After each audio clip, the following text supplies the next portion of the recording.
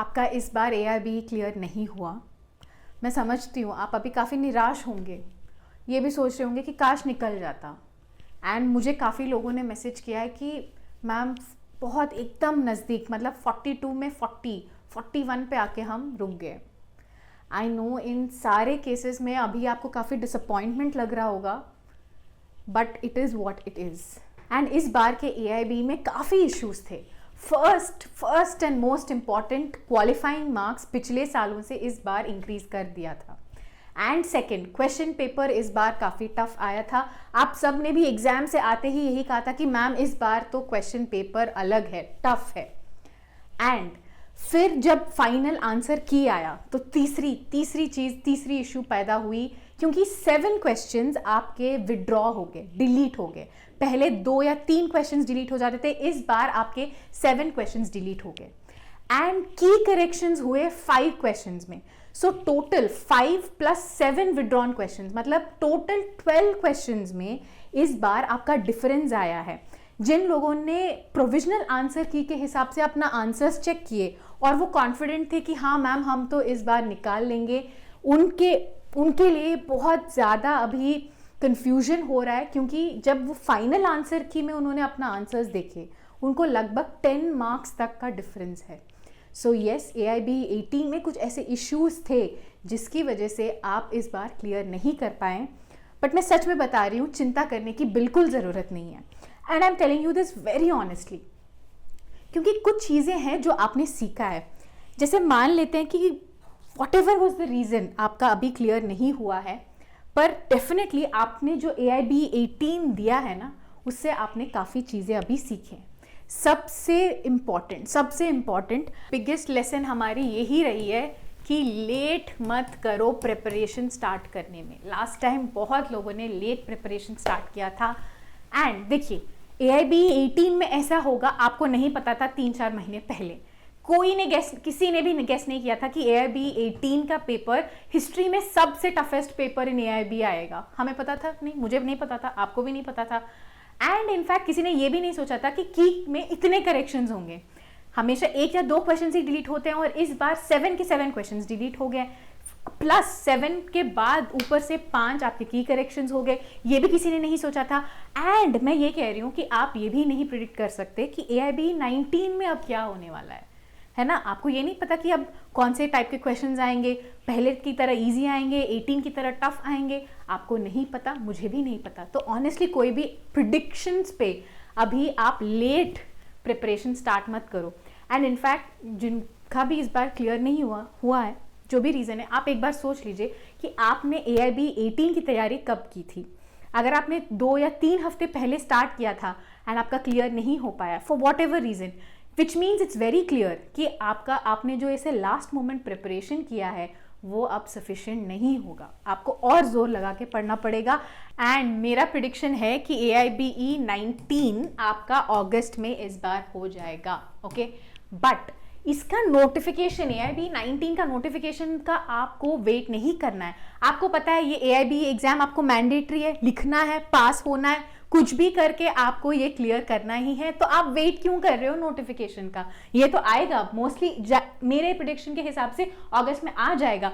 But फिर भी आप वेट मत करो, लेट मत करो, हर रोज थोड़ा थोड़ा करके पढ़ना स्टार्ट कर दो। हमारे चैनल पे भी अब AIB के बहुत सारे वीडियोस आएंगे, थोड़ा थोड़ा करके हमारे साथ फॉलो अलोंग करके पढ़ लो, सब कुछ कर लो, पर लेट मत करना, ठीक है। ये जो हमने गलती की थी ना AIB 18 के टाइम पे, इस बार हम ये नहीं करेंगे, डेफिनेटली ये तो हम नहीं करेंगे, ठीक है। अब इसके अलावा भी कुछ चीजें हैं, जिस ऐसे 4-5 और गलतियां हैं जो सारे बच्चों ने किया है, जिसकी वजह से भी उनका रिजल्ट इफेक्ट हुआ है। अब हम वो देखेंगे और वो भी हम नहीं करेंगे। इस बार जब हम आगे की तैयारी के लिए जाएंगे, हम कट ऑफ मार्क के लिए एम नहीं करेंगे। अब हम क्या करेंगे मैम? कट ऑफ से एटलीस्ट 10 मार्क्स, एटलीस्ट 20 मार्क्स हम एम करके जाएंगे। काफी लोगों ने क्या किया, वो तो ऐसे सोच के गए थे कि हमें तो कट ऑफ मतलब 45 लाना है, तो हम 46-47 अटेम्प्ट करके वापस आ जाएंगे। एंड ऐसे लोग एंड ऑल दी स्टूडेंट्स जिन्होंने ऐसे बस अटेम्प्ट ही 46-47 पे करके छोड़े हैं, एंड 12 क्वेश्चंस में इतना कंफ्यूजन हुआ, तो उनका फाइनल स्कोर गिर गया एंड वो फेल हो गए। तो इस बार जब AIB 19 अभी हम लिखेंगे, अभी आएगा, इसी साल नोटिफिकेशन आ जाएगा, बहुत टाइम नहीं है, मैक्सिमम 2 to 3 मंथ्स का टाइम मिलेगा आपको प्रिपरेशन के लिए। एंड जब ये नोटिफिकेशन आएगा देन हम कट ऑफ से मिनिमम 10 बता रही हूं मैं, ठीक है, 10 प्लस तो मिनिमम कट ऑफ 45 है, तो आप मिनिमम 55 आपको लाना ही लाना है, ताकि जो भी हो, क्वेश्चन में कंफ्यूजन हो, की चेंजेस हो, लास्ट मोमेंट में कुछ भी हो जाए, कुछ भी हो जाए, आप नेक्स्ट टाइम सेफ रहोगे। तो इसलिए हम कट ऑफ से मिनिमम 10 पर मैं तो कहूंगी कि 20 तक आप एम करके जाओगे, ठीक है। तो अब आगे और क्या करें, अब इसका इतना कट ऑफ चाहिए, तो अब हम क्या करें मैम, इस बार आपको कोई भी सब्जेक्ट को लाइटली नहीं लेना है। जो भी आपके सिलेबस के सब्जेक्ट्स हैं, सारे सब्जेक्ट्स को आप पढ़ के जाओगे। काफ़ी लोगों ने क्या किया, प्रिपरेशन जब स्टार्ट किया था एकदम लास्ट मोमेंट में स्टार्ट किया, तो जितने भी आप बैराक से ऊपर से कर सकते थे सिर्फ वो करके गए एग्जाम में। इसीलिए जब थोड़े कॉम्प्लिकेटेड क्वेश्चन CPC से आए, पर वो तो इसी बहाने चले गए थे कि CPC का तो बैराक से कर लेंगे, ज़्यादा कुछ पढ़े नहीं। और जो छोटे छोटे सब्जेक्ट्स थे जहाँ से एक्चुअल में इजी क्वेश्चंस आए थे, वो तो कुछ आप पढ़ के गए नहीं। जैसे मान लीजिए इस बार आपके मार्क्स मान लीजिए 40 आए, ठीक है, और आपको चाहिए थे 42। अब आप ये सोच रहे होंगे कि काश मुझे 1 या 2 क्वेश्चन सही हो जाते तो मेरा निकल जाता, मुझे फालतू में फिर से पैसे भरो, फिर से ये पूरा प्रोसेस करो, ये नहीं करना पड़ता। अगर आप ये जो सब्जेक्ट्स में से छोटे छोटे सब्जेक्ट्स जो हैं उसको नेग्लेक्ट नहीं किया होता, तो आप इजीली 1-2 मार्क्स छोटे सब्जेक्ट से आप स्कोर कर सकते थे, एंड ये आसानी से ये कट ऑफ आप पार कर लेते। तो इसीलिए जो भी हमारा एक्सपीरियंस रहा है AIB 18 का, हम वो अब आगे के प्रिपरेशन में ले जाएंगे। एंड AIB 19 में हम कोई भी सब्जेक्ट्स को ऐसा छोटा मोटा नहीं छोड़ेंगे, सब कुछ सारे सब्जेक्ट्स का हम अब बेसिक्स डेफिनेटली समझ के एग्जाम में तभी जाएंगे। एंड तीसरी चीज़ जो ये और चीज़ है जो सब लोगों ने फेस किया है, कि बैराक जो है वो पहली बार आपने एग्जाम हॉल में जाके खोला है, आपने कोई प्रैक्टिस क्वेश्चंस नहीं किए, बिकॉज सब लोग तो यही कहा कि AIB बहुत ही ईजी है, बहुत ही ईजी है, कर लेंगे। तो 1-2 दिन पढ़े एग्जाम से पहले, एंड बैराक तो सीधा एग्जाम हॉल में जाके खोले। अब ये जो आपने 3 गलतियां इस बार के प्रिपरेशन में बहुत सारे बच्चे ने किया है, उसका इफेक्ट इस बार आपका आंसर्स, आपके जो फाइनल रिजल्ट है उस पर दिख रहा है। एंड ये तो है जो हमें अवॉइड करना है। एक और बड़ी गलती है जो बार बार कहने पर भी कुछ लोगों ने किया है, एंड अनफॉर्चुनेटली आपने सब्जेक्ट पे तो फोकस कर लिया है, ये तो आपने कर लिया, फिर भी आप फेल हो गए। क्यों? आपने OMR में ठीक से चीज़ें नहीं भरी है। कुछ लोगों ने, बेचारों ने, मतलब सब कुछ आंसर्स तो कर दिए, 50+ उनका स्कोर है, फिर भी उन्होंने सेट गलत लिख दिया क्वेश्चन OMR बबलिंग में, तो आपका तो इनवैलिड हो गया। क्वेश्चन नंबर उन्होंने ठीक से मैच नहीं किया है। कुछ लोग ये भी हैं कि वो कह रहे हैं कि मैम मैंने तो चेक किया है तो मेरा तो स्कोर 50 से ऊपर है, पर AIB में मेरा फेल है। क्यों? ऐसे केसेस में आपका होगा बबलिंग एरर। आंसर्स जब आप मार्क कर रहे हो, आपने OMR में ध्यान नहीं दिया।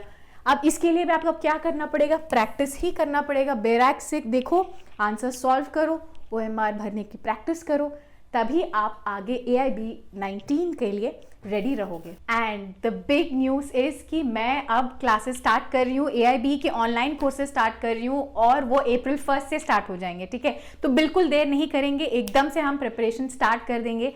एंड जिनको भी ऐसा लगता है ना कि मैम हमको ना बेसिक्स से सारे लॉस समझना है, फॉर वॉट एवर रीज़न, वो जो भी हो, हम कॉलेज में ना ठीक से पढ़ाई नहीं कर पाए, तो बहुत सारे कन्फ्यूजन्स रह गए हैं काफ़ी सारे बेसिक्स को लेके, हमें वो सब समझना है ये एग्ज़ाम के लिए जब हम प्रिपेयर कर रहे हैं। अगर आपको ऐसा लगता है तो ये कोर्स आपके लिए एकदम यूज़फुल रहेगा। एंड इनफैक्ट ना ये जो कोर्स है ये सिर्फ आपका एग्ज़ाम प्रिपरेशन तक ही नहीं रहेगा। AIB क्लियर कर लिया, हाँ कोर्स का अब कोई वैल्यू नहीं है, ऐसा नहीं होगा। इनफैक्ट मैंने अपने आप को ये प्रॉमिस किया हुआ है कि अब से मैं जो भी कोर्सेज बनाऊंगी वो ऐसा होगा कि जो भी लॉ स्टूडेंट या लॉयर देख रहा हो वो अपने रियल लाइफ में भी वो कोर्स में जो भी सीखा है वो अप्लाई कर सके। ये हमारा AIB का कोर्स भी ऐसा ही है। आप जो भी लॉज इसमें पढ़ेंगे, AIB के कोर्स में जो भी आप लॉज पढ़ेंगे वो आप रियल लाइफ में भी यूज़ करोगे, क्योंकि AIB क्लियर करने के बाद आपको तो वकील ही बनोगे, आप प्रैक्टिस करोगे सारे कोर्ट्स में जाके, तो आपको ये सारे लॉज का एप्लीकेशन भी पता होना चाहिए।